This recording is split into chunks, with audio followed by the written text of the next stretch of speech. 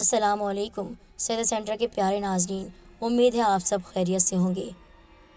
ایک اور پراسرار اور بھیانک کہانی کے ساتھ حاضر ہیں۔ دیکھیے اور شیئر کیجیے اور ہمارے چینل سیدہ سینٹر کو سبسکرائب کر کے بیل آئیکن کو دبائیے، آل نوٹیفیکیشن پر کلک کر دیجیے گا۔ یہ واقعہ ہندوستان کے ایک چھوٹے سے گاؤں میں پیش آیا۔ ویسے تو ہم میں سے کوئی بھی جنات کے وجود سے انکار نہیں کر سکتا، بلا شبہ جنات کا وجود پوشیدہ ہے۔ اللہ پاک نے جنات کو انسان کی پیدائش سے پہلے پردہ دے دیا تھا، یعنی وہ ہماری نظروں سے چھپ گئے تھے، لیکن ہم میں سے پھر بھی کسی نہ کسی کا جنات سے بالواسطہ یا بلا واسطہ پالا پڑ جاتا ہے، اور ماننے والے ان باتوں پر یقین بھی رکھتے ہیں۔ جو نہیں مانتے وہ اپنے آپ کو منکر قرار دینے پر مجبور ہی ہو جاتے ہیں، کیونکہ قرآن پاک میں جنات کا ذکر ہے کہ وہ بھی انسانوں کی طرح اللہ تعالیٰ کی مخلوق ہے، اور وہ بھی انسانوں ہی کی طرح برے بھی ہوتے ہیں، اچھے بھی ہوتے ہیں۔ حاجی صاحب وہ کسی اور گاؤں سے اس گاؤں میں آئے تھے، سادہ سی زندگی گزار رہے تھے۔ چونکہ حافظ قرآن تھے، قرآن پاک کی تعلیم ان کے پاس تھی، اور اس کے علاوہ دین کے معاملات میں بھی لوگوں کی مدد کرتے، تو لوگوں نے ان کے اخلاق کو دیکھتے ہوئے ان سے تعلقات بنانا شروع کر دیے۔ گاؤں کے اکثر لوگ دنیاوی تعلیم سے واقف تھے، لیکن وہ لوگ قرآن کی تعلیم تو بہت کم ہی جانتے تھے، کیونکہ وہاں پر زیادہ تر ہندو لوگ تھے۔ حاجی صاحب کی وجہ سے وہاں کے ہندو مسلمان ہونا شروع ہو گئے۔ حاجی صاحب کے پاس دین کا ایک ایسا علم تھا کہ ایسا محسوس ہوتا کہ صرف ان کے پاس انسان نہیں آ رہے بلکہ دوسری مخلوقات بھی آتی ہیں۔ گاؤں کے لوگ حاجی صاحب سے انبیاء کرام کے واقعات اور قصے سنتے تھے، اس لیے کہ وہ کچھ اس طرح سہل انداز میں واقعات سناتے اور دین کا فہم رکھتے، لوگوں کو دین کی تعلیم دیتے کہ وہ ان کے پاس آ کر اپنے چھوٹے بڑے مسئلوں کو بیان کر دیا کرتے۔ گاؤں کے بیچوں بیچ ایک پرانا درخت تھا جس کے آس پاس سبزہ اور ہریالی تھی، جہاں گاؤں کے مرد حضرات اپنے مال مویشی باندھ کر چھوڑ دیا کرتے۔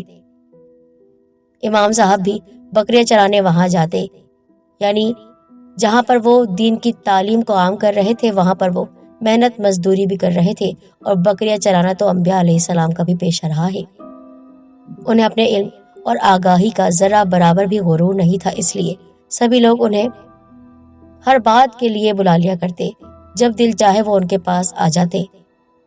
یہاں تک کہ اگر کسی کی میت ہو جاتی تو وہ اس کا جنازہ بھی پڑھا دیا کرتے، اور کبھی انکار نہیں کرتے، چاہے دور دراز سے کسی گاؤں کے لوگ بھی وہاں آتے۔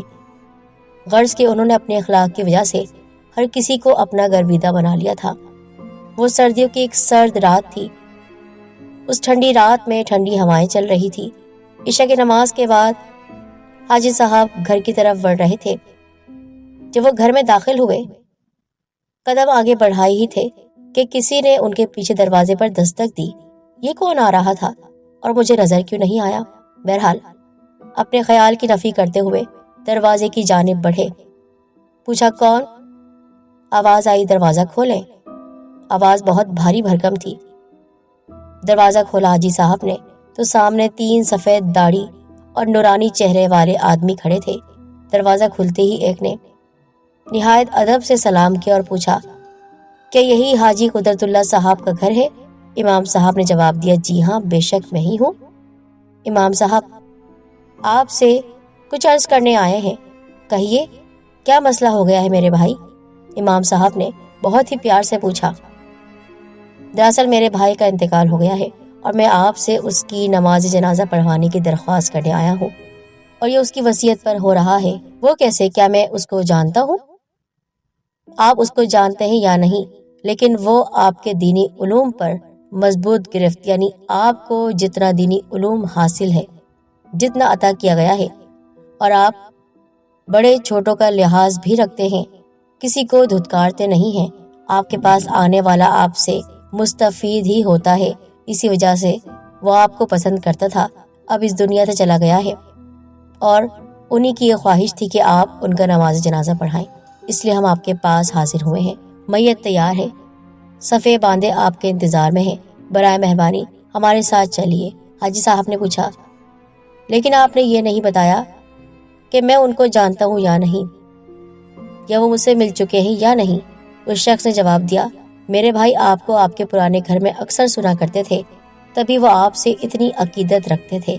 हाजी साहब को ये बात सुनकर और उनकी हरकत और सकनात को देखकर, यानी वो कुछ और ही अंदाज से बात कर रहे थे और आगे पीछे वो बार बार हिल रहे थे। उनकी आंखें भी किसी एक जगह नहीं रुकी हुई थी, कभी ऊपर जाती कभी नीचे, और चेहरा भी लंबोतरा था। टोपी जो पहनी हुई थी, उस टोपी पर दोनों तरफ उभार भी थे।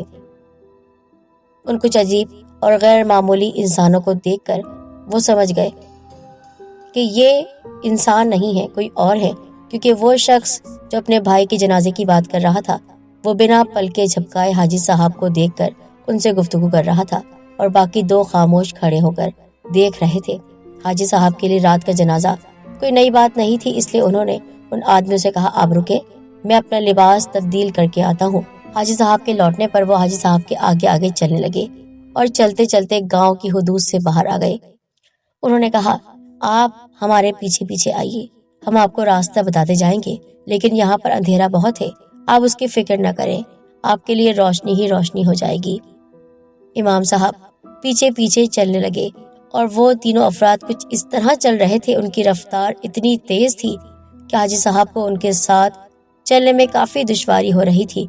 खैर, कुछ नहीं कहा। गांव से काफी दूर एक सुनसान घाटी की तरफ जाते हुए हाजी साहब को घबराहट होने लगी, तो उन्होंने उन तीनों को मुखातिब करते हुए कहा कि शायद आप इस गांव के रास्ते से वाकिफ नहीं, मुझे बताएं कि कहाँ जाना है, शायद मैं आपकी कोई मदद कर सकूं, क्योंकि इस रास्ते पर तो सिर्फ एक सुनसान घाटी है। पहले वाला अचानक बोला, ए आदमजाद, डरो नहीं, हम बिल्कुल सही सिमत जा रहे हैं। उसकी बात पर इमाम साहब हल्का सा डरे, समझ तो गए थे, लेकिन फिर भी एक इंसान के अंदर डर होता है दूसरी मखलूक को लेकर। उनके रोंगटे खड़े हो रहे थे। हाजी साहब जहन में कड़ियां मिलाने लगे कि आदमजाद कहने का मतलब क्या था, वो मेरे पुराने घर से मुझे कैसे जानता था। अभी हाजी साहब ये सोच रहे थे कि पहला शख्स पलटा और कहने लगा, देखे मेरे भाई की ख्वाहिश थी तो हम आपको यहाँ लेकर आए हैं, और आपके जहन में जो कुछ चल रहा है उसके जवाब में सिर्फ इतना कहना चाहते हैं कि हम जिन्नात हैं। आपको अंदाजा हो गया होगा अपने इल्म की बिना पर, लेकिन बेफिक्र रहें, हम मुसलमान हैं और आपको किसी किस्म का कोई नुकसान नहीं पहुंचाएंगे। हाजी साहब ने हवासों को काबू में किया और उनके पीछे पीछे चल दिए। वहां जाकर देखा तो न जाने कितने लोग, जिनकी तादाद गिनी नहीं जा रही थी, सफेद दाढ़ी और सफेद लिबास पहने खड़े थे। उनके कद बहुत लंबे थे, एक पहाड़ जितने। इमाम साहब ने जनाजे की इमामत करवाई। इमामत के बाद जो जिन हाजी साहब को लाया था उनके सामने खड़ा हो गया और कहने लगा, आपका बेहद शुक्रिया, आपने हमारे भाई की ख्वाहिश पूरी की। इमाम साहब उस शख्स का जनाजा पढ़ा चुके थे, लेकिन अब भी नहीं पहचान पा रहे थे, क्या मैंने इसे दीनी तालीम दी है, क्या मैंने इसे कुरान पाक हिफ्ज करवाया है।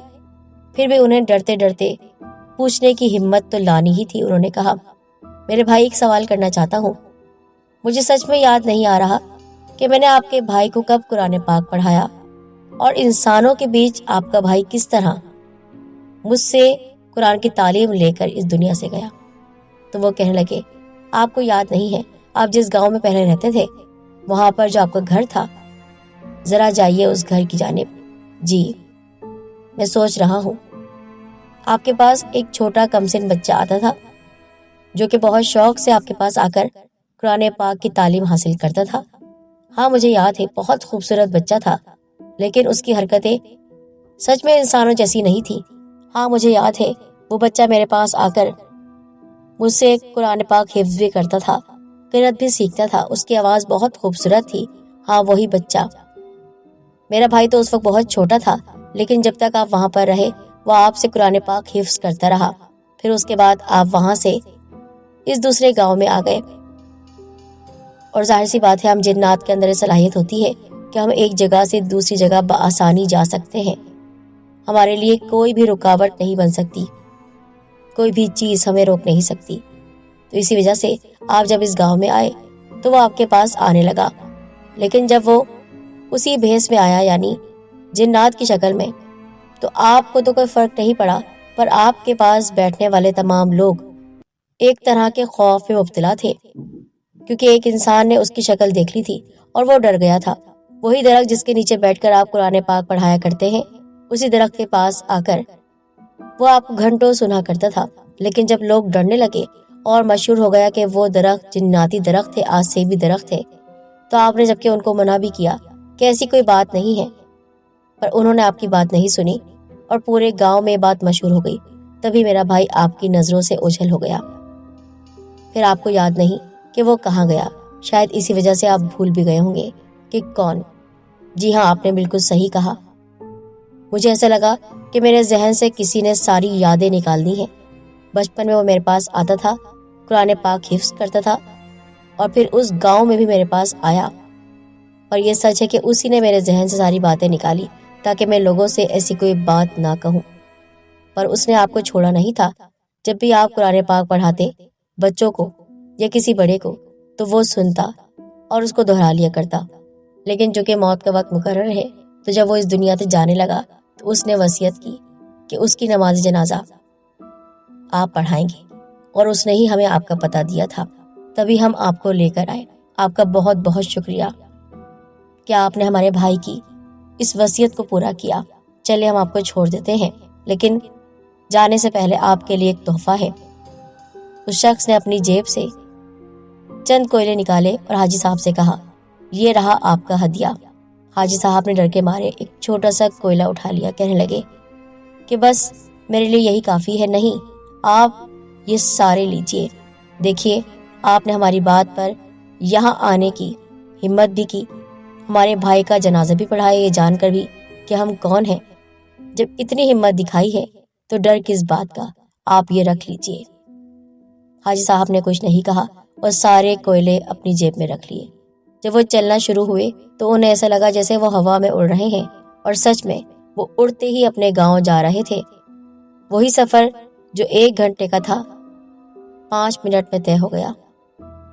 جب وہ اپنے گھر کے دروازے پر پہنچے، پلٹ کر دیکھا تو کوئی بھی وہاں پر نہیں تھا۔ حاجی صاحب پسینے سے شرابور تھے اور بے ہوش ہو گئے۔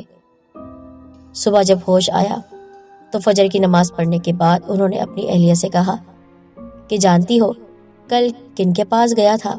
کن کے پاس؟ آپ تو اکثر جاتے ہی رہتے ہیں۔ مجھے لگتا ہے کسی کی موت ہو گئی تھی اور جنازہ پڑھانے گئے تھے۔